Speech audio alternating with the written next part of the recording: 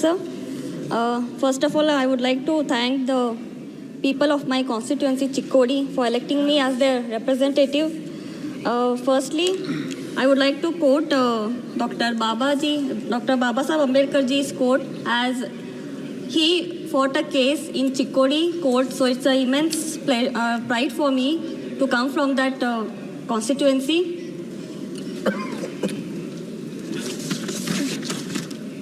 So I would like to quote, the progress of any society depends on the progress of education in that society.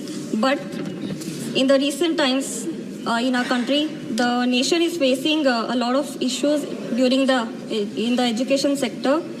Currently, our nation is facing challenges regarding to the quality, accessibility, and equity in the education. Since 2014, the annual budget for the Ministry of Education has been steadily declining. This budget decreased funding for school education of 16.8% from the revised estimates and 7% overall for the Ministry of Education. The UGC's budget has been decreased by a staggering 53.35% compared to the budget estimates of 23-24 and 60.98 compared to the revised estimates of the previous fiscal year. This comes at a time when the National Testing Agency, an autonomous body under the UGC, is failing to properly conduct national examinations like NEET and NET, putting the future of lakhs of students at risk. In the past 7 years, the country has been witnessing 70 examination leaks across 15 states, affecting approximately 1.7 crore aspirants.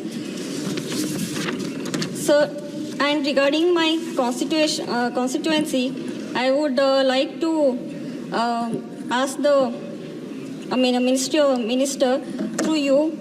There's a Kendriya Vidyalaya in the Athni and plus Gokak.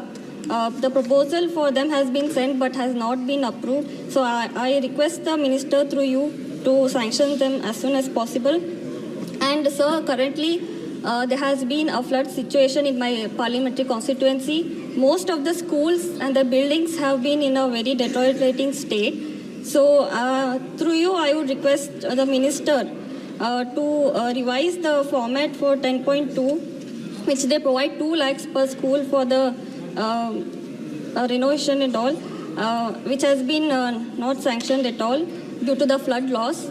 And also I would like to ask the government, as there are many students in my parliamentary constituency of SC, ST and OBC, whether there has been a lot of privatization in the education sector. So what steps the government has been taking to make sure that the rural background people will be able to access reasonable education in today's time?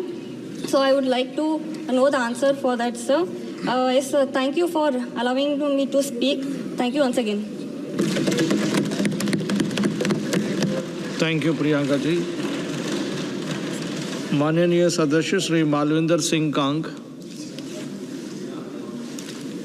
On करें sir. Thank you.